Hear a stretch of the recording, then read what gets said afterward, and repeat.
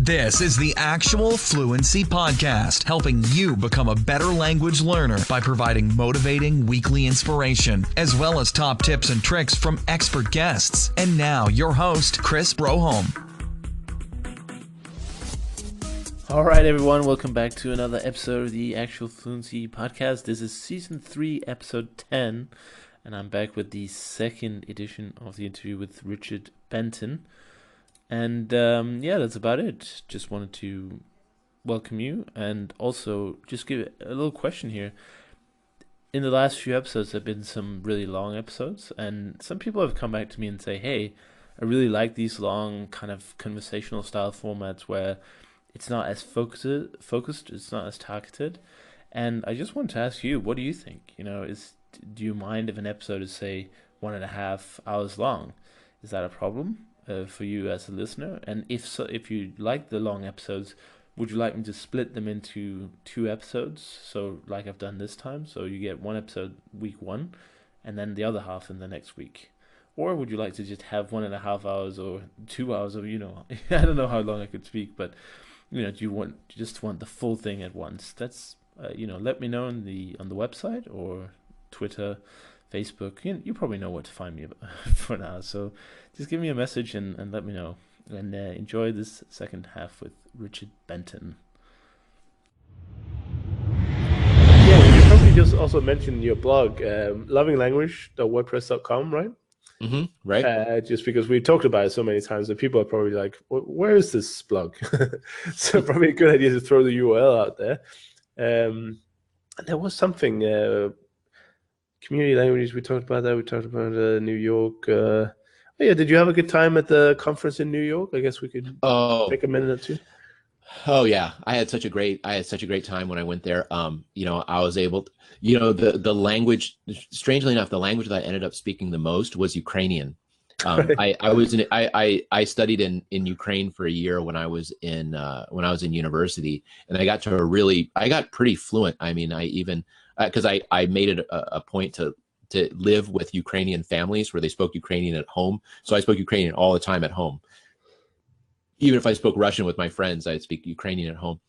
And like one of the first people I met walking in the door was, I unfortunately forgot his name, but I was speaking Ukrainian right off the bat. And he was from Eastern Ukraine. So we talked a little bit about what was going on in Eastern Ukraine and stuff. And then I went around the corner. I mean, this is the great thing in New York. I went around the corner to buy an apple. I heard the guy was, speaking with an accent. I'm like, oh, what's your accent? And he was Ukrainian, and he was from the west of Ukraine. Wow. And I taught there. I taught a Hebrew class in Western Ukraine one time. Talk about not having any materials. Try teaching Hebrew and Ukrainian. But I taught Hebrew and Ukrainian, and but I had lived in Western Ukraine, and so. He was from the city where I lived and stuff, but he's just the guy selling apples there. If you want to practice your Arabic, just the coffee carts in New York City. So I had such a good time with that. I got to. I don't want to name all the people I enjoyed hearing and speaking with because I'm going to leave people out. But I got in meeting you face to face, that was a really fun opportunity for me. So I'll do a shout out to you, Chris. That was great. Well, thank you. Well, it's good fun after your talk because, I was sitting in on your talk and I found it very interesting. So I wanted to come over and say nice talk and connect and possibly look to bring you on the podcast. And then what do you say? The first thing, I didn't even get a word, and you're like, "Oh, Chris, I love your podcast, and thank you so much for doing this, and this." I'm like, you just talked. So it was really funny. Thank you. You've been talking for the last year, so I was listening to you a lot more than you listened to me. So that was great. But in hearing the different talks was really helpful. I mean, the Endangered Language Project, that's one thing that pops out in my mind. It's really near and dear to my heart. And then the talk about learning African language, Khadi, her talk about learning African languages, of course, is near and dear to my heart. So I'll speak of those. I wasn't able to make it to Michael Arard's talk because it was during my talk. So that was unfortunate. But I got to talk to him about his talk anyway, and now they're all going up online, so I'll be able to see it. And So yeah, and then Barry Farber, I mean, you know, like the original like low tech solution, I did his solution, like where he's like, get a newspaper and a highlighter, and I've done that. I've gotten the newspaper and the highlighter and put it on note cards and read my grammar book, you know, like he has in his book. So being able to see his talk was a real delight. So I was really happy for the effort that those guys, that Richard and Alex and Ellen put into organizing it. It was so good. And being in New York was really nice, and I love being back in New York. The area it was in was super cool. I'm being downtown like that is so nice, and so yeah, I had a great time. And it was also just being in that milieu is really inspiring too, because I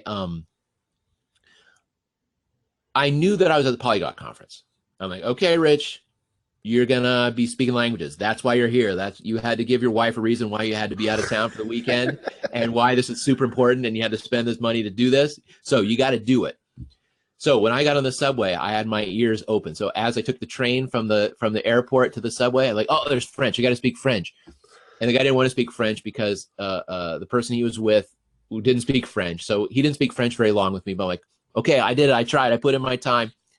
Then I got on the subway, and I heard some people speaking something next to me. I'm like, it sounds kind of Portuguese. So I asked them something in Portuguese, and they answered. I'm like, okay, Rich, we're off to a good start. And that's the thing, is like, it really was like, this is the weekend I'm going to dedicate to my languages. And that's what I think is really, really cool, is just like, I'm going to dedicate myself to this. And it's just kind of like, you know, doing a marathon after training all this, you know, over the past year, you know. So it was really fun that way, and the talks were really good, and meeting the people was really nice. So it was, and I got to meet some old timers too. One gentleman I met was in his 80s and from Texas, and he'd been learning Spanish his whole life, and he knew some German and stuff, and he came up from Texas, and he was walking with a cane and stuff, and he was really inspiring to see, you know, what he had been doing and stuff. But then meeting a lot of young folks. There's a lot of young folks. I mean, from my point of view, a lot of young folks, and like you, and it was really fun to see people were excited about this. Yeah, and even much younger than me as well. You know, those teenagers even, you know, coming in and being, you know, further along than I am. You know, so it's really cool to see this explosion in language learning. And they say America is a monolingual country, right? So how long is that going to last? Yeah, well, 20% of Americans speak a language other than English at home. So I blogged about that at one point. It's interesting if you look at the numbers. But yeah, what I want to see, why are they spoken at home? I want them spoken in my street. I want them spoken in my stores. I want them spoken in my schools. I want them in the state capitol. I want them spoken. Right. You know, I don't want them just in the home. That's what I want to see. Yeah, exactly. That's the statistic is just a little bit sad at the same time. It's like, yeah, at home, it's nice that they have a language, but why at home? That's so true. But yeah. But it does give you a lot of, I think, if you are American listening, and I know a lot of Americans do listen to this, you know, you don't have to live up to your stigma or your, you know, you don't have to be your own stereotype. You know, if you're determined to learn languages, you can do it. You just have to find the people to practice with. You just find the language in the wild, and just keep going. Don't don't let your stereotype rule you, because I can imagine that could actually be some kind of psychological barrier. It's like, oh, I'm American, I'm not supposed to know any languages. Right. But that's just crap. Right. No, it's in the U.S. You know, the fact that we speak English as the language and other languages are not spoken. This is manufactured. I mean, we, you know, when the first Europeans came to the Americas, you know, there were hundreds of languages that were spoken. There were hundreds of languages spoken in California. Yeah. It was, California used to be one of the most linguistically diverse places on the planet. You know, hundreds of languages that were spoken. And then we have all these immigrants that are constantly coming in, speaking all their languages. There used to be monolingual German towns in Minnesota and Wisconsin. There used to be a lot up until World War I. Right. And you can read historical accounts of the very brutal persecution of German speakers in the late 19th century. Right. You know, and there were monolingual towns. There was a professor at the University of Wisconsin in Madison who did work on this.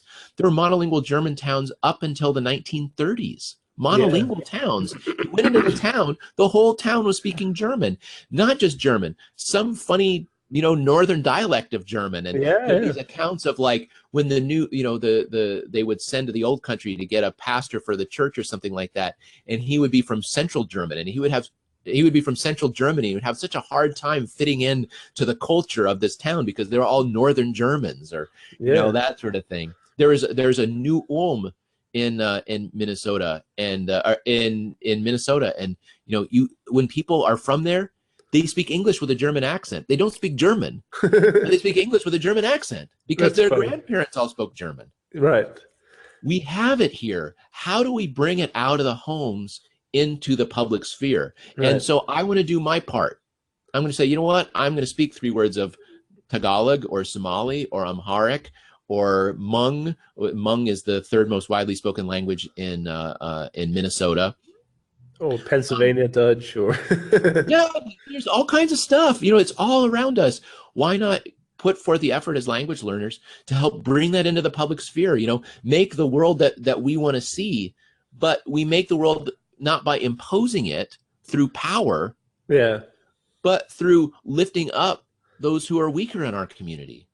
There is I don't know if you've heard of this. There's a Danish city in Iowa, I think, and it's called Elkhorn. Sure, and I know Elkhorn. It's tiny. I've heard of it. Unfortunately, it's kind of not very Danish anymore. But they pride themselves on being so. 100 years ago, they would definitely be speaking Danish, all of them.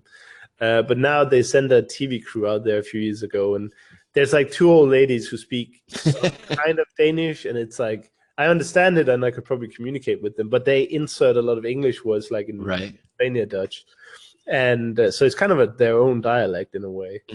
And then you just, all the, let's say the younger than 80, they just don't speak any, they might understand like 2 foods and hi or something. So I think, unfortunately for that particular city, the time is simply over. English is just stupid, and it's over. I still have to go there because they do what I think is cool that they do is they maintain the Danish traditions. Well, let's call them Danish, but they're sort of pseudo-Danish traditions. Like, for instance, they have 2 foodstuffs. One is a sausage, which is obviously served like a main meal, usually with potatoes and gravy and stuff, like Danish dishes usually are. And then there's another one, which is like deep-fried dough balls. It's a bit like donuts, but they're like solid balls. And you dip them in jam and sugar, and it's a dessert, It's a nice dessert. Not very healthy, but we usually have it for Christmas. Like, I would not have it for the entire year. And what did they do in the city? Somehow, some guy suggested, this is good. This is also good. Why don't we just combine them? So in the Danish restaurant in Elkhorn, you can get sausage and dough balls. And it's like, it tastes great together and not together. But it's just funny to see how they seem to latch on to some of the traditions, and then they just have no clue about the rest. Like, they don't have any. I don't know if Denmark used to be like that. I highly doubt it. I think it's just some kind of misunderstanding at some point. They're like, oh, Denmark is cooking this stuff, so we better serve it together. But they sent some chefs over, some Danish chefs over, and they were just like, this is not right.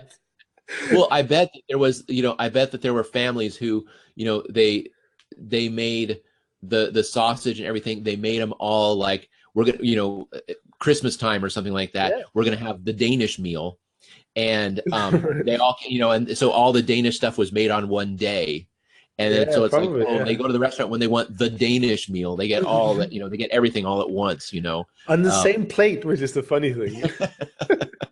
Can you imagine eating like sausage and then a bite of like really sweet dough balls? That's funny. That's the Midwest too. That's I was born in Lincoln, Nebraska, and so I know that I know the area, and I know that that's like there is some kind of funky cuisine going on in the Midwest, and I know that's how it goes. But it's funny you mention that because we do have towns. I remember when I was a kid, my mom dragged me when I was when I was young. I was probably 6 or 7. Dragged me to the Wilbur, Nebraska. I think it was a little tiny town. It was a Czech town, and so everyone there was Czech, and they would have music and food and stuff. I don't remember very much because I was young, but they would have this festival every year. In America, we do have all these different kind of traditions around. There was my wife does different kinds of folk dancing, and there was a Scandinavian dance she brought me to one time, and it was for the King of Sweden's birthday, which I thought was really funny because I don't know how the Norwegians felt about that, but celebrating Sweden's birthday, but whatever, Swedish, whatever. Yeah. And just to add another layer of America onto it, the place they did the dance, they rented out the hall at the Czech and Slovak house.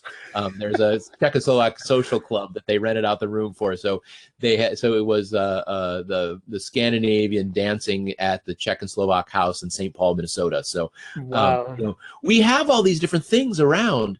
Going out and finding them. You don't have to travel because look, I work a full-time job. I have 2 kids. I have a wife. They're not necessarily interested in moving around all the time. I know a lot of the folks on your program, they're young folks like, hey, go to this country. Hey, you can get a mobile lifestyle. When Benny talk, I was kind of laughing a little bit because he's like, yeah, all you have to do is this and this. I'm like, yeah, all you have to do. And as long as you don't have like any, as long as you don't have children who prefer not to move every year and a half, Yeah. And so, but one thing that I found is that like, you can have a really cool language learning lifestyle just by poking around what's going on around you. Growing up in Lincoln, Nebraska, people don't know Lincoln, Nebraska. It's not exactly a destination people go to. But guess what? During the 90s, there was this huge wave of Bosnian refugees that were coming there. We've got refugees. Vietnamese is a really widely spoken language. I remember that as a kid. A lot of people from Vietnam. I remember Kurds there more recently. So there's different opportunities in the in towns that you wouldn't necessarily know about. We have all these Guatemalans who come here. Well, Guatemalans, a lot of them, Spanish is not their first language. Right. I heard a funny story of some missionaries from the U.S. who went down during the summer, a group of kids to go down to help, build some houses in a poor town in Guatemala. And they were good. They all prepared and they learned Spanish and everything before they went down there. They went down, they found out the people in the village, no one speaks Spanish. That's very stupid. Yeah, they speak Quechua or some dialect of Quechua. Every valley has a different dialect there. Yeah. And so it's so funny, even those people who are like trying to make those connections, without doing a little bit of research and getting out there a little bit, you can make those kinds of mistakes. But I try to do it, at work. I work at a big Fortune 500 company, and we have a couple offices here in the Twin Cities. This is our home office here, and there's people from all over the place that are in our offices. And so I was like, okay, so people are trying to learn languages. People are supposed to be learning about, how do you work in a global company and stuff like that. Here they are. Here are people who know how to work in a global company. The country they came from and the country they're in now. They already know how to span these different cultures. And so I've tried to do more with interacting with them. How do we bring the cultures and languages that they know into our workplace in order to be a more effective company? Because we've got offices on every continent except Antarctica, right. And we've got and so I do one-on-one meetings with colleagues. I'm in IT, and so I have a monthly one-on-one with my colleague in Moscow. So every month we speak for a half hour in Russian, and it's the only time he speaks to North America in Russian. Right. And language exchanges within the company. Yeah, that's a good idea. Exactly. I'm actually trying to set that up. I was like, we've got some good video conferencing technology that the company uses. How do we set up language exchanges within the company? And talk about business. Yeah, sure. Just talk about it in a different language. And if all you can say is like, how's work? Work is good. There you go. You did something. Yeah, that was actually, if people want to know a way to break into a conversation in a language that they're just learning, here's a good phrase to learn. How's work? Because a lot of time, as we're first learning languages and we're not so incorporated into the community, we're running into service workers who speak those languages. Yeah. So whenever I don't speak very much Amharic at all, but whenever I go to the parking garage next to our office, a lot of them are Ethiopian. So I say, Saranditno, how's work? Right. And all of a sudden they're like, what? And so then they tell me, and I was like, I don't know what you just said. And then they say it more slowly, and then I try to remember it, and I'm trying to, and the cars behind me are honking because I'm taking too long. And that's funny. Yeah. But then they hold up the line, then they keep talking to me. And the people are honking, and I feel bad, but the person working there doesn't feel bad at all. Right. That's a very quick language exchange, but an example of one. Do the 2-minute. I'll add. Benny says, make 100 mistakes a day. I say, have 100 15-second conversations a day. Exactly. How's work? Good. Nice to meet you. And then move on. See you later. Say it 100 if you say that 100 times a day, you will become fluent in a year, because all of a sudden you realize that just saying how's work is boring, and you'll start saying new things. Yeah. And you'll get 100 different responses, and you have to learn those responses, and do 115-second conversations a day. Yeah. Do it. You'll learn really well. Yeah, and that's I hope that other people are seeing the value of that. I definitely need to get better at it. I'm trying now with the restaurants and the cafes and wherever I'm going to order stuff. Even if you just say one word, it's progress. The other day I wanted to just ask for the bill, and I just said bill, and he was like, oh, okay. And, I could have said, could I please have the bill? I could probably say that now, but back then I didn't know how. So I just said, Bill? And he was like, he understands me. And maybe it's slightly rude, but they understand that I'm not a native speaker exactly. Right. So, well, and there's another thing you can do that I've, one of the things I like is I like Moses McCormick and how he just comes up with a lie to start a conversation. Yeah, like that's great.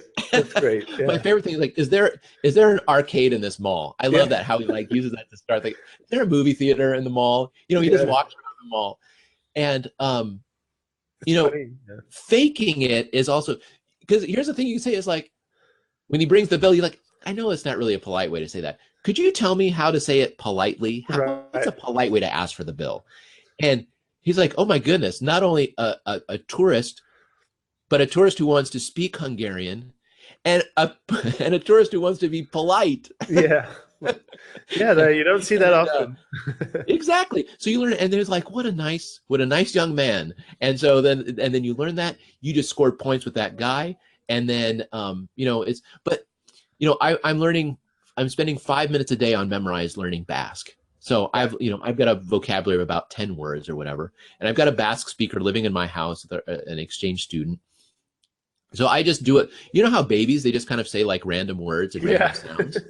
So I'll just say, I'll just be walking down the stairs and I'll just say fat girl, which we always joke, because in coming to the States, the thing she was most afraid of was getting fat because of the Americans and how we eat and don't exercise. Yeah. And so I just say that, and then she like kind of gives me a bad look, but I just say fat girl. And I'm like, no, I'm just saying it. I'm not saying that to anybody. Or, I'll say, or, when it's time to eat, I yell like, come here, etoriona, and like, come on. And then she'll correct, and then occasionally I'll learn vocabulary because I'll be saying something so badly she can't help herself but correct me. Oh right, yeah. Yeah, because I was saying like, come on girl, something like that, and she's like, girls, neskak, and because it's just getting annoying to her now, and that's funny. So so if all I know is how to say like, so I'll we ride in the car and I'll just be like saying my vocabulary: tall, short, rich, poor, ugly, beautiful, and just go down my list. Why not? That's funny. And you can totally do that if you go to. I knew a Russian guy when I lived in Ukraine, super poor guy, like no education. The guy was literally a street sweeper in the Eastern European sense of it, where he had a giant broom and he would sweep the streets with a broom. Okay, young guy. He knew one word of English, and that was yes. And so I would talk to him in Russian stuff, and then he would answer, and he would say yes. That's how you say da, right? And and he would like make sure he was saying it right, and that's all he knew was yes. And back then I thought it's kind of getting annoying to me. But now that I look back and I'm like, Rich, no, that's not annoying. That's him trying. Yeah. Give him a break, man.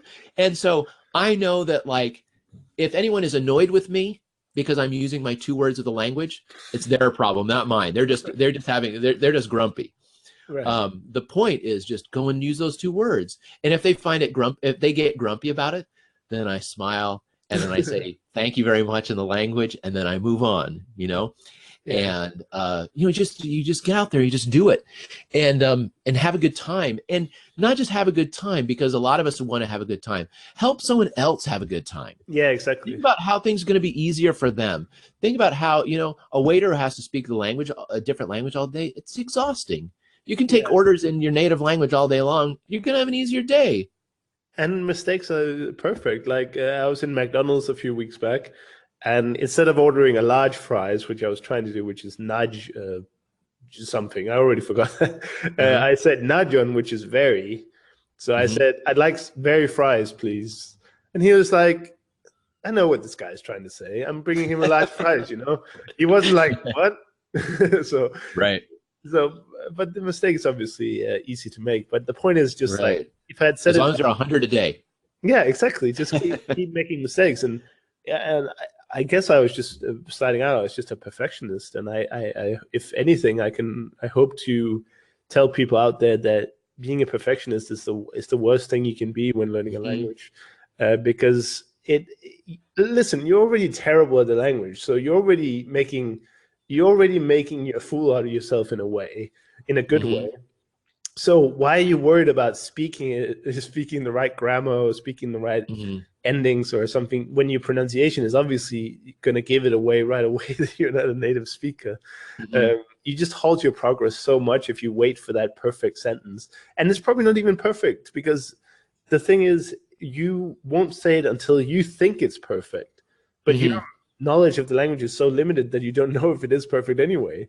So you might as well just say whatever comes to mind. And Connor Grooms was on the podcast a few episodes back, and he did a month of Spanish to see how much could you learn in a month. And he got advice from Benny Lewis, and one of the tips was, don't worry about grammar. Don't conjugate verbs, because there's no time. If you want to learn how to speak fast in a month and have a really nice conversation, conjugating verbs doesn't make any sense in Spanish. You use whatever. You just say, I go, I eat, just use one form and get out there. Yeah. It's funny you say that, because I've said that, I've given that specific advice. I didn't hear it from Benny, but I gave that specific advice to people who are like, oh, my Spanish is not that good. And I said, I'm going to tell you the one thing that your Spanish teacher not only didn't, but couldn't tell you, which is you can speak Spanish using only infinitives. Yeah.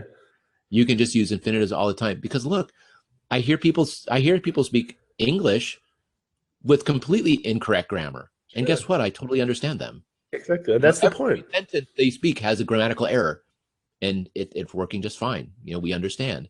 And so just start stringing words together and they'll start understanding. And, and the other thing about perfectionism, here's something that really struck me. I mean, one of the things that really shifted my way of understanding languages is having children and watching them learn languages. And I was teaching them Russian, and they were going to a Russian class once a week. When they were really little, my oldest, she started when she was 3. They're a year and a half apart, and so they were going to, this Russian school from age about 4 till about 7. They would go once a week, and I would, I was trying one time to get them to like say the right cases, because the cases came out all jumbled. Their verb conjugations were wrong and stuff, and you know, they would say like "ja znaешь" and, you know, like that's just like totally wrong. And they, you know, "девушка" was always "девушка," the ending didn't change, or no, I think actually "девушка" was always "девушку," it was always "девушку," right? And like the ending never changed and stuff, and adjectives didn't agree. And I'm like, oh my goodness, like we are really doing something wrong, because this Russian's coming out like complete garbage. So I was talking to their teacher about like, yeah, you know, when their verbs come out all funny, you know, and he's like, yeah, aren't kids funny? What I found out that's native Russian kids do that. And then then here's the thing, I'm like, oh, and when I was in Ukraine, you're learning Russian, so you know the beautiful genitive plural, and you know, and how many weeks you spend doing genitive plural. I was there. I was with my friend who was with her niece, who was 11 or 12, and she said "5 etажов," 5 stories, and her aunt corrected her "étage." Okay, right. 12 years old, she messed up. And I'm like, oh, the reason why you and me, Chris, spend so much time during the genitive plural is because it's objectively difficult. Right. Native speakers spend 12 years and they still make mistakes. Right?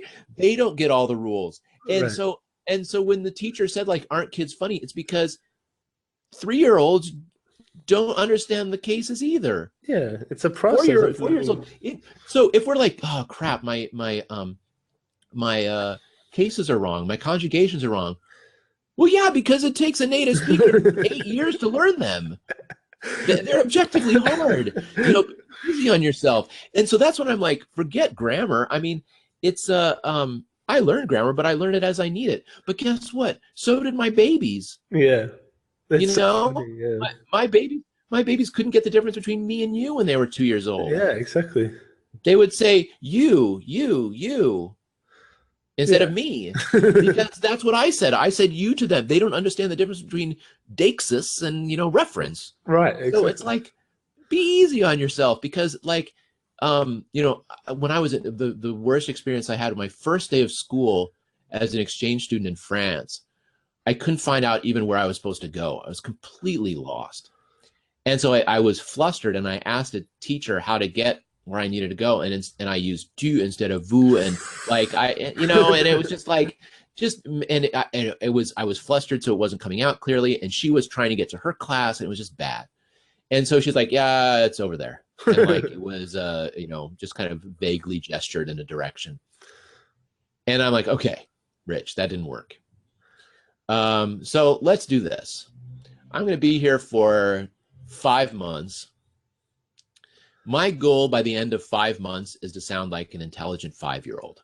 Right. If I can sound like an intelligent 5-year-old in 5 months, that's actually very efficient. Yeah. Because you know, I'm barely at age 2 when I first arrived in France. You know, my French is not good, and now I can speak French fluently, and I got to fluent by the end. And you know, I lived with 3 girls who were always insulting each other, so I know how to insult people and hold my own if I'm being insulted by a teenage girl. Great.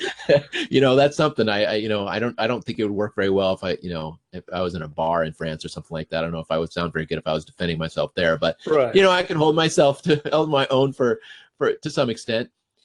And but you know, just saying, like, I just want to be an intelligent 5-year-old after 5 months living in the country. You know, I just want to, and this is the thing, if it's about us, this is, I think, where perfectionism comes in. If it's about us, then we get really nervous. When it's about somebody else, we don't get nearly as nervous. Right. This is what I tell myself when I do public speaking. I do quite a bit of public speaking about languages and things like that. And I say, you know what? Once I start feeling nervous, it's because I want to sound smart. I don't want to sound stupid. I don't want to drop the ball. Yeah, exactly. I don't want to be uninvited back, you know? But when I say, like, hey, I mean, I even did this when I was a professor before. Hey, I know a bunch of stuff. And I know these people are coming because they're interested in learning about what I have to say. I want to make sure I give them as much information as I possibly can. I want them to leave knowing something they didn't know before. And so when it comes to languages, it's like, I want to give this guy a story he's going to go home and tell his wife about. Guess what I saw today? White guy speaking Somali, and he was really bad. But can you believe that? Yeah, that's true. Yeah. Give him a story. Give the waiter in the cafe, give him a story. It's like, there's this guy and he kept asking me about like how to say this, this, and this. And sometimes here's one thing that's interesting. When you start asking questions about Hungarian, the average Hungarian doesn't spend a lot of time thinking about Hungarian grammar. No, that's true. And so you start asking questions. They're like, I never realized that about my own language. Then you just offer them a gift. Yeah. They just had a wonderful experience because you were learning their language. That's cool. Yeah, I love it. Helpful. And we can do that so much. And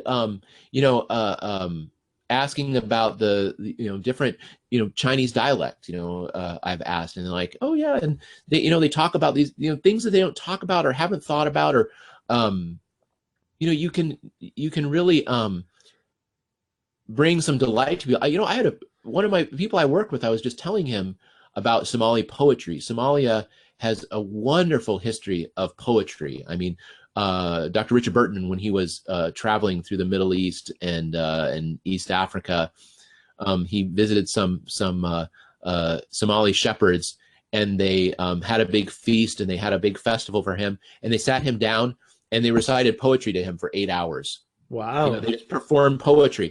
And the average shepherd, actually, I was talking to somebody in the Twin Cities about poetry and about proverbs and stuff, and they were like, yeah, but I come from the city. If you really want to know poetry, you got to come from the country, and the shepherds, they're the ones who really know poetry. That's interesting. It's like different from... So then my friend was at a cashier at the grocery store, and saw this person was Somali, and told her like how much he'd heard about the Somali, poetry, just that he knew about it. And this person was so happy that he knew about Somali poetry. Yeah, it doesn't take much, right? It doesn't take much. And that's the thing, like when I went to if Chris, I can challenge you, before you go to Greece, with Memrise, you can put your goals at different things. You do a 1,500 point goal, it ends up being about 5 minutes a day. Mm-hmm, yeah. Right. So 3 months before you go to Greece, to go to Thessaloniki, start doing Memrise with Greek, 5 minutes a day. You will not be fluent. No one say fluency in 5 minutes a day. Neither of us buy that stuff. Right. But you go there and you got a handful of words. You go there, and if you do the same like silly thing like I do, where you're just like fat, skinny, tall, short, like what are you doing? And like, I'm just practicing. Tell me how to. Then you say, tell me how to say this. You write it down in your notes, and then the next person say like, and you just go up and you say, here's this. Did I say it right? It's also about just learning the script is one thing, right? Because there's so many Greek words in English or other languages that just by learning the script, you'll start to notice a lot of the words. Right. And so that's the first thing I do. I would probably spend some time on it. Yeah, you're right. A few months before, and just do it because I've never studied any of it, so I have no idea. That's in between learning Kurdish, of course. Right. We'll see if that makes the list. I feel so spoiled for choice right now. When I started learning languages back in Denmark, it's like, what should I learn? I was so confused. And now it's like I have so many great reasons to learn so many languages. There's the Hungarian, obviously, because I live here. The Russian, because I already learned it sort of. And we're going to Greece. I have many friends in many languages now, so I want to talk to that person. I want to talk to that person, and the list is just ever growing. I have a client from the Middle East, from Abu Dhabi, so I'm like, I should learn some Arabic, and the list just grows, and every time you hear something, you fall in love with it, and you're like, oh my god, that sounds beautiful. Yeah, no, we're not going to learn. Yeah, there's we got another 6,990 to go, however many we got after our first 10, Yeah. Chris, I just thought of an idea for when we go to Thessaloniki, if I'm able to go, God willing. But what if we found some Kurd who could give who could do a meal with us? We get a group of people, and over a lunch or something like that, just give us a 45-minute lesson right in Kurdish? Yeah, What if we got a 45-minute lesson in Arabic? What if we just lined up a couple of those things? Because here's why I say that. When I had a work trip to Lisbon one time, and they wanted me to be working US hours, so my mornings were free. right So I hunted and hunted and hunted to find private Portuguese teachers, and I scheduled a 90-minute lesson each day that I was in Lisbon. So in the morning, I would have my Portuguese lesson, and then I'd kind of see the sights or whatever, and then I'd have to show up at work around noon or something like that, and then I'd go into work, and the other workers, I would start off the day by speaking Portuguese to all my coworkers. And they're all fluent in English, at least. I mean, most of them knew three or four languages. They were on a service desk. We outsourced service desk, and we had a desk in Lisbon. And but they didn't get to speak to very many people from the U.S. in Portuguese, so I thought that was cool. And I came home and I was able to speak a little Portuguese on the subway in New York. But Chris, we should totally organize that. Yeah. I don't think that'd be very hard to do. If maybe if any of the listeners know of Kurdish or Arabic speakers in Thessaloniki, especially ones with a background, because the thing is that a lot of the refugees are some of the better educated people, and so there might even be language teachers there. Yeah, and we in can Thessaloniki, and we could do we could just do a 45-minute lesson. Tell us, how to say some basic phrases in your language. Tell us about your language, why you love your language, and tell us a little bit about if you're willing, talk about yourself and your family situation. And then we can bring a little bit of some of the learning community languages out into the practical day-to-day as we're in Thessaloniki. Yeah, we can. What do you think? I mean, you think your listeners might be listeners? Listeners, I'm addressing you now. If you're interested, tell Chris, tell me, come to my blog, come to Chris's blog. Let us know what you might be interested in. If that might be something fun for you to do. Yeah, because I know. Look, because I'm telling all the listeners right now, if you don't show up, I'm going by myself, because this sounds very cool to me. Maybe I think Chris will probably join me. But if you want to come with us, have a good time, I think we could really learn something and make a connection with a community there that we may not have been able to communicate with or connect with otherwise. This is actually a big topic that is usually done at the Polyglot Gathering in Berlin. They usually have language introductions, so a talk of about 55 minutes in a variety of languages. So I mean, this has been done, so I'm sure that the concept applies. So if we can just find the time, maybe we could schedule some kind of social event after or before, or maybe we just do it in sort of like a pub or restaurant or something. Then we could have a nice meal and do a little social event. Then yeah, definitely. Or they might even get someone at the actual conference to come and have a talk on those languages around Thessaloniki, because if the influence is that big, then it's obvious to sort of invite the local culture, which is what they do at every place they go. Like in Novi Sad, they had speakers to come and talk about the local culture and language, and it was the local cultural center who sponsored the whole thing. But still, the point of the Polyglot Conference, going different places and not just New York, London, and Beijing or whatever, it is to sort of explore the local community. So what I'll definitely do, and I think you should work on that idea as well, but I'll definitely tell Alex and Richard that it could be really cool to have language introductions, or at least some kind of presentation on the local languages that are popular there. Cool. I think that Albanian would be one too. There's a lot of Albanians there. Albanian, Kurdish, Arabic, for people whose mouth is watering for some interest. You know what? Actually, there might be. I wonder if we could find some. Hey, we're gonna have to do some research on this one, but you've got a lot of listeners. What about Aramaic? There, I bet some modern Aramaic speakers too, because a lot of the northern Syrians are Aramaic speakers, and I've met some and stuff like that. And I actually visited Ma'alula, which was an Aramaic speaking town. It was was about a year ago. There was a lot of problems there, unfortunately. And so a lot of the people who were there before, one of the oldest monasteries in Syria is in Ma'alula, and there were Aramaic speakers. They did part of the liturgy in Aramaic and stuff like that.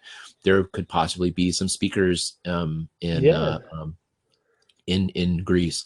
So I'm looking forward to do some research about that. Looking forward to it a lot, and I no matter what, we'll have a great time. No matter what we figure out. I'll be flying there because I'm lucky that my local airline has a direct flight, and oh, really? Costs like nothing. Yeah, I don't know why, but the local Hungarian Wizz Air here, they have a flight there, and when I looked at the prices when the last conference was over, it's like $50 return. So there you go.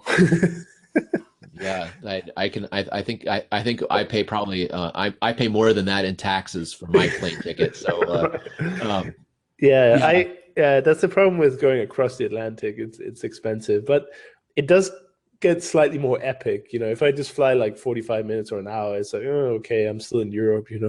Yeah. But flying 9 hours across the Atlantic, then suddenly you're in a different world, which is cool. Yeah, no, it's exciting. I mean, they're I don't know, they're I went there last summer, like I said, and we had to fly via their direct flights to major cities in Europe, but then we had to change, so we just changed in Amsterdam and then on the way back changed in Paris, so it's easy enough. But yeah, I mean, it's definitely more of a commitment. Yeah, well, that's what we love to see. I mean, you should come to Berlin as well. Oh man, I've never been to Berlin. I have to say, like, last time I spent any time in Berlin was shortly before the wall fell. So it was but it's changed shortly after the wall fell. That's right. Yeah, it's changed a little bit since then. They really like the cafe lattes now, and it's very gentrified. So that's right. No, I was in Kiev when I lived there. It was just 2 years after the fall of the Soviet Union. Right. And I look at photos of places that I went to all the time, and I look at them and I'm like, I have to ask my old friends, because folks your age don't remember when the Kiev that I remember existed. Right. That was when I taught in Ukraine. It was so funny because I was telling them what it was like under the Soviet system. I'm American. Right. I was telling you what it was like in Ukraine under the communists, and because they don't know. I mean, I know more than they do in some ways because I was there. So yeah, things change a lot. But yeah, Berlin was like on the edge back in my day. So I would love to go to Berlin. I'd love to visit Berlin and see and spend time. Polyglot gathering, early May, I think, for a few days. And the thing is that my cousin he likes traveling. He's not a language person. I tease him because he doesn't try on languages, but he is a traveling teacher. He teaches at international schools, and he spent 2 years in Chennai in India. I kept wanting to visit. I never got around to it, and now he's in Vilnius in Lithuania, which is just a hop, skip, and a jump from Berlin. Yeah, so it is. It's only a few hours. Well, you should consider it anyway. It's a great polyglot event. Yeah, no, Chris, you're not helping things. I have you convince my wife.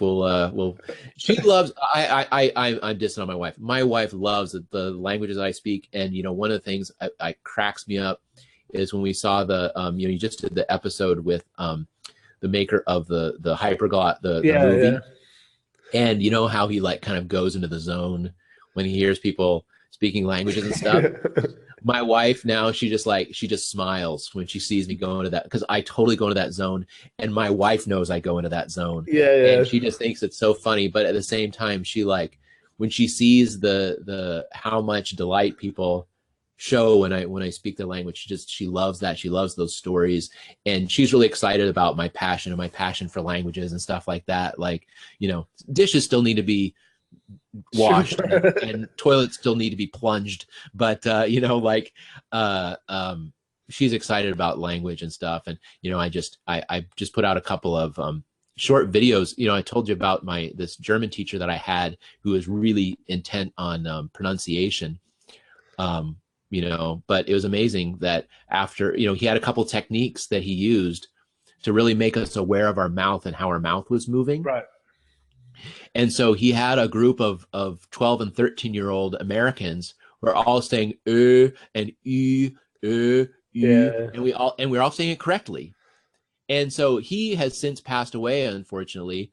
But I just put out a couple of videos on YouTube, like literally 2-3 minute videos on YouTube, and I blogged about it too, just on pronunciation, because I realized that pronunciation is something that people have a hard time getting, because if you're not a native speaker, you don't know how to do it. And if you are a native speaker, you don't know how you're doing it. Right.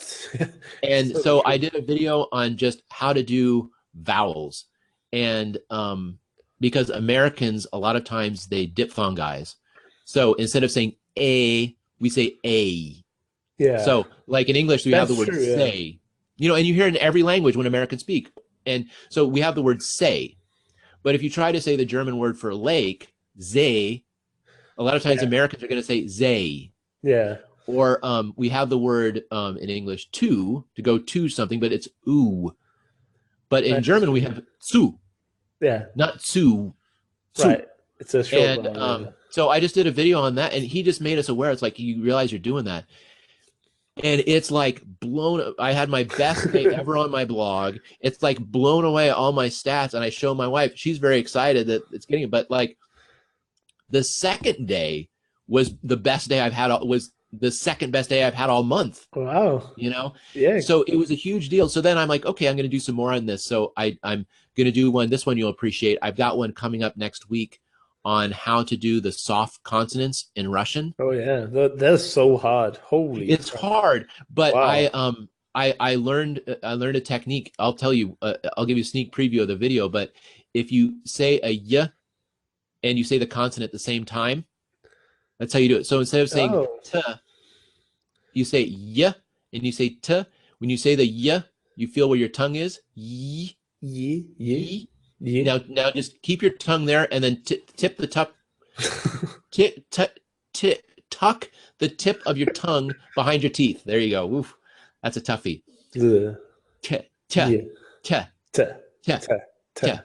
Yeah, it's so hard. Russian pronunciation is something that, because I didn't know about pronunciation when I started learning Russian, I was like, pronunciation doesn't matter. So I didn't really study it much. And now I'm learning Hungarian. I'm focusing a lot more on it. And also this season could almost be called pronunciation season, because of course Idauza Ness in the third episode, I believe, is of course a pronunciation expert, and he really nails the importance. And then Michael in the last episode, as you were talking about, he also talks a lot about pronunciation. Actually, I'm not sure he did it in this episode, if it's the next one. Well, it might be like, Back to the Future thing going on here. But if you see the interview with Michael, in some parts of it, we talk a lot about pronunciation. And I know when I revisit Russian after I've done some Hungarian, I will definitely work on the pronunciation, because just some basic things like the rolled R I still can't do. I've been told that some natives can't do it either, so that brings me some comfort. But here's the thing: if that's what I like with the kids. If it's hard for non-native speakers, it's likely hard for native speakers. Yeah, I know native speakers of Russian who say r instead of ra. Right. And it's called, they say it's a speech defect. That's how defect in Russian. Speech impediment, we say in English. But in Russian you have two different rolled R's, because you have r, but you also have the soft one, r. Yeah. And I had to learn the soft one, because guess what? Richard starts with a soft R. So I had to learn how to say it every time I had to introduce myself.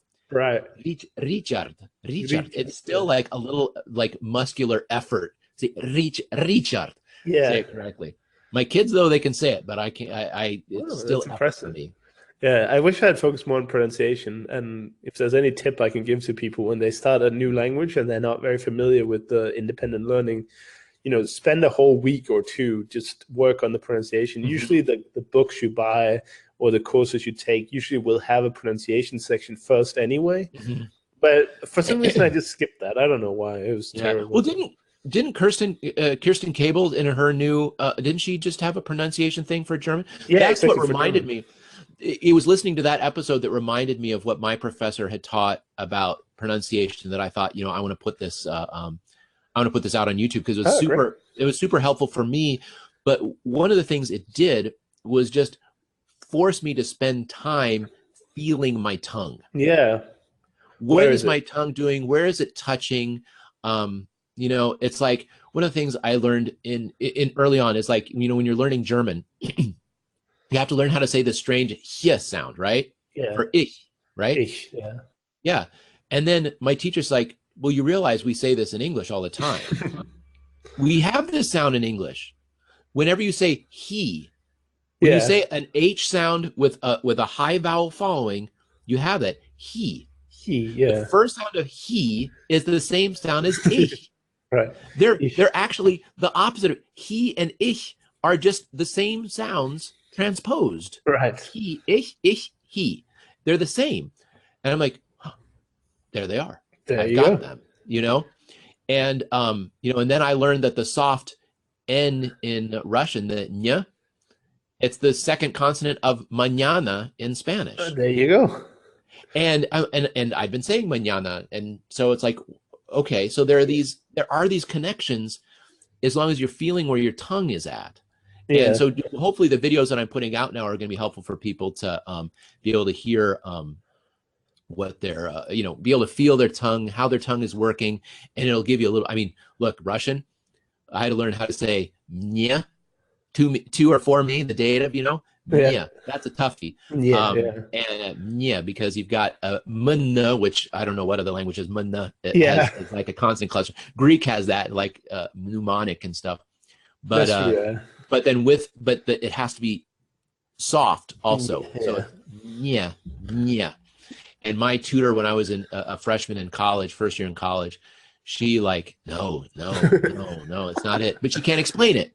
I can explain it now. So the video will help explain it. That's great. Yeah, for Russian, my two favorite sounds are the soft L, I think, is amazing. And this is something I still struggle with. And what's the other sound that's I find absolutely amazing? I forgot it, but it's probably something. A vowel or a consonant? No, that's not really well, that took me a long time, admittedly. Right. But I think I have it now. But yeah, I remember I was doing a language exchange with someone early in my Russian, and she was constantly correcting my "ü," and because it's just so unusual. I don't know if there's any similarity there. I mean, English is such a diverse sounding language that you can find probably anything if you just take the right combination. Oh yeah, I remember now. Yeah, words starting with a V sound, either voiced or just a f, you know? Oh yeah. That's like, often they get unvoiced. How can you? Buzz get on. Yeah. Yeah, that I was like, how can you start a word with a f sound like? F? And I was just complaining to my tutor. I'm like, who came up with this? This is not. The consonant clusters in Slavic languages are a delight. You know, my favorite one is like, if you can in Russian, if you can say "встречать," then you're in good shape. Because you've got a and it's a soft r. And because of that soft, the entire cluster is kind of softened. Exactly. So it's "встречать." It becomes so palatalized that sometimes instead of an F, native Russians will say E, встречать. Yeah, it's like to me because it's so high up in your mouth, встречать. But yeah, I remember. Well, you know, in Russian, the first thing you learn is "здравствуйте," right? Здравствуйте, and you're like, and that is like that's a shibboleth right there. You know, on the very first word they can tell if you know what you're doing or not. It's like 20 letters and and it's two syllables. Yeah, and I love to like memorize. I was really thankful for the fact that it was one of the first words in my memorize course, and I had to learn how to spell it. And it's not very intuitive. Maybe no, it's not very intuitive. I was going to say once you get to know the sounds, but actually that's complete crap because there are so many letter combinations that can take the same sound. So although you have a good idea how to spell later, you actually need the spelling rules to spell it correctly, which is also something I didn't learn initially because I was like, who needs spelling rules? I'll just learn it. And I was like, that's so stupid because if you just take like 15 minutes learning the spelling rules, or at least having them in front of you, then every time you have a word, you can always consult them and say, oh, I know this letter never appears after this letter, so it has to be this letter, even though they sound kind of similar. I mean, you can call it a quirk of the language, but you know, looking back, there are so many things I would change about learning Russian. But Yeah. I hope that people listening to this who want to get into Russian are better armed to success than I was. Yeah. Anyway. No, studying those basics are always good. But hopefully the videos that I've got coming out are going to be helpful to people. I just came out. I just had one come out this morning on how to say dentals. Because the dental sounds in some languages, in German and in Germanic languages, we say the way we say t and d is a little bit different than we say in Spanish, Italian, or Russian, which is t and d. Your tongue is farther in your mouth. That slight change will really help your accent a lot, because I can hear native Spanish speakers who don't say the t and d correctly. If they're not native English speakers and they're speaking in English and their native language is Spanish, I can hear immediately if they're saying t and d instead of t and d. I can hear it immediately. So I know that it's something, it's a very slight change that will have a good payoff in the way that you speak your language. So if anyone's speaking Russian or learning Russian, Spanish, Italian, and they come from an alveolar language where we say t and d in a different place than they do in those languages, I recommend the video. I think it'll be helpful. Just it's like a minute and a half long. Just again, realizing where your tongue is being placed. Right. I'll link to that video in the description on YouTube and the blog post so people can find it easily. Okay, good. Yeah. So, and if you're from Denmark, of course, you instantly recognize, because we don't have that th sound. So something like three is a very hard sound to say. A lot of Danish people will take the easy way out and just say free. Right. I've got free trees, or it can get very difficult. But that's an easy way to spell a Scandinavian, at least, because that sound is just so foreign to us that if you hear me, even sometimes when I speak fast, sometimes that the sound will go missing, or it'll be slightly mispronounced. I had when I was doing my PhD, I was minoring in Arabic, and I had a teacher from Egypt, and I used to tease her because in classical Arabic they have the th and the sound, but I don't think any of the dialects have preserved that distinction between t and th and d and the. And so when she would come in, and she was also Egyptian, so they, instead of saying je, they say g in Egypt. Okay. And I'd say, and so she would come in sometimes on Monday, and I would tease her. I would say, I can always tell what kind of weekend you had by counting how many times you say t instead of th, and how many times you say g instead of je. That's funny, yeah. because they're not native sounds even for Arabs, Right. Yeah, well, that's the other thing, right? You don't despair. If the sounds are very foreign, it probably just takes longer. Just focus more. Hard things are like, I think there's more objectively hard things than we think. I think there are things that's just like, the fact that you find saying the r difficult.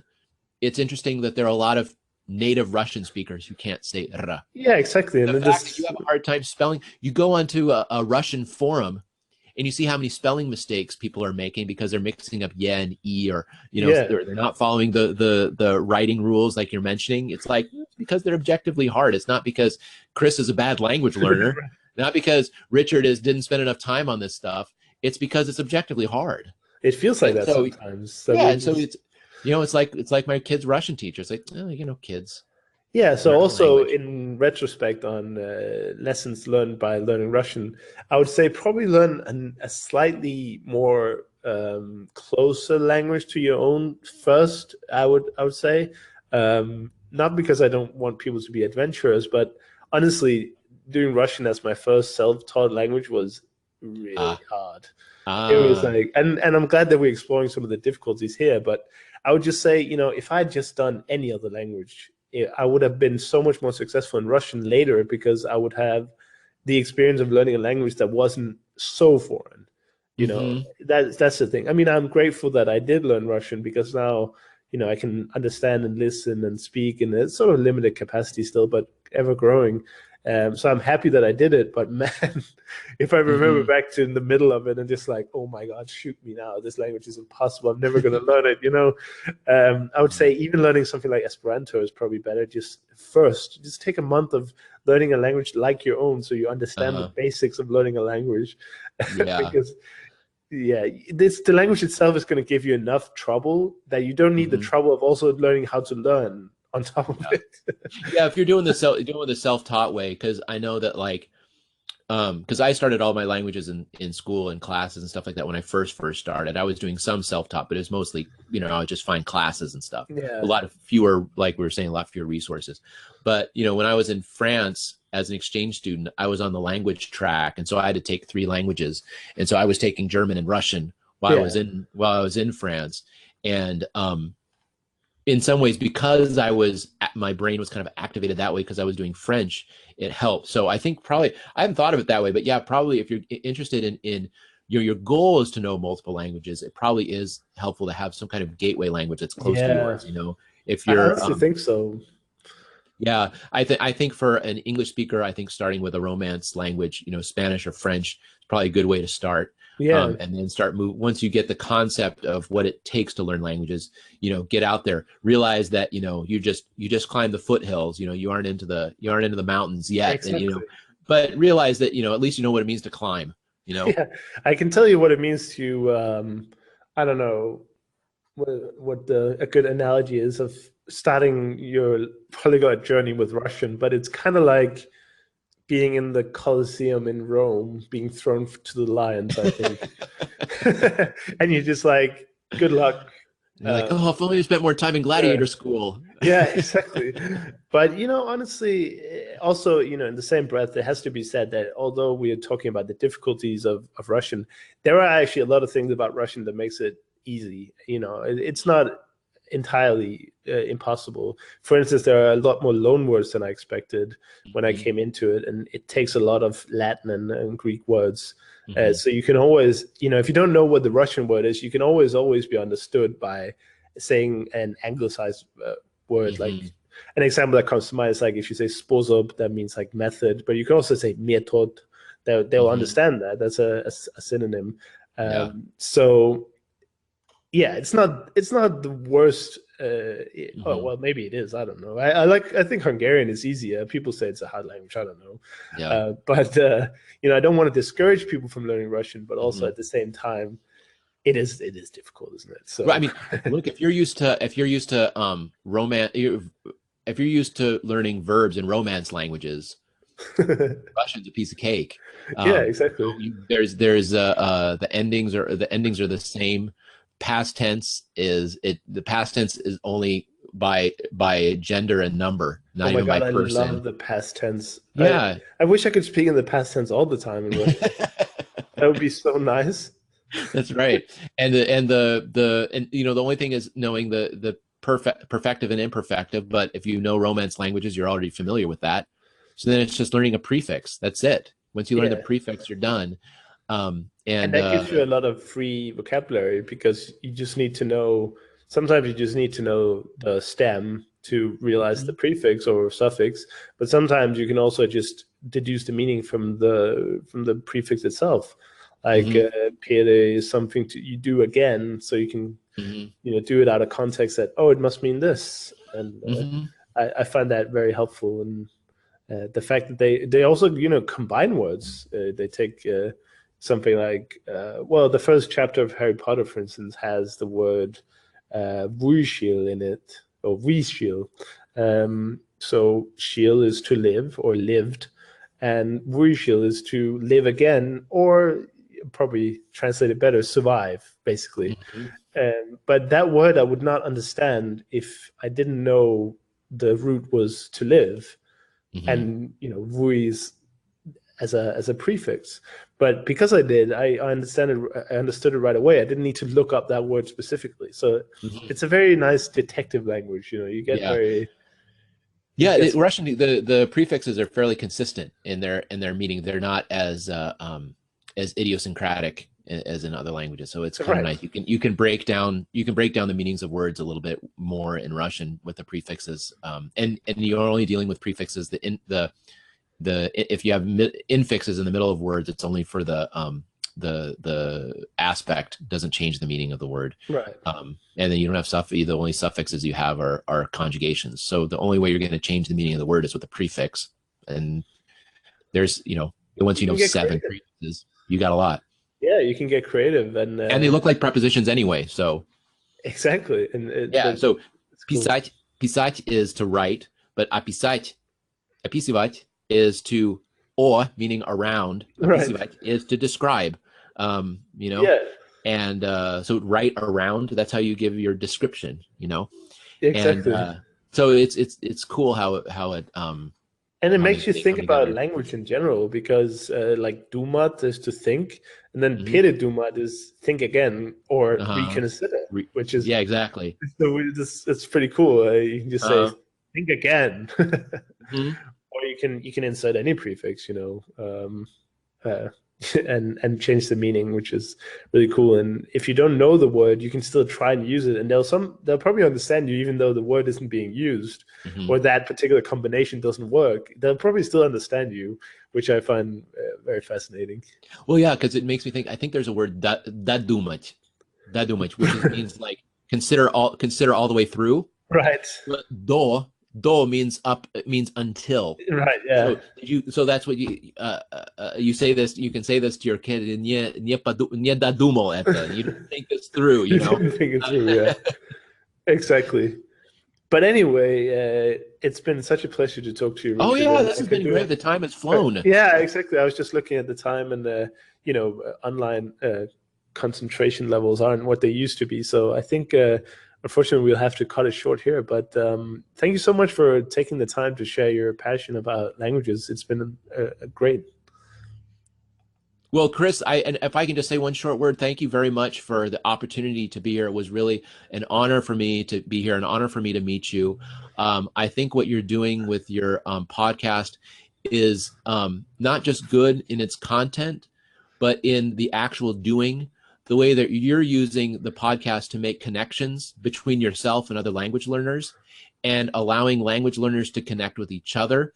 But I think even for yourself, I think it's an inspiration, somebody who wants to get out of his own comfort zone.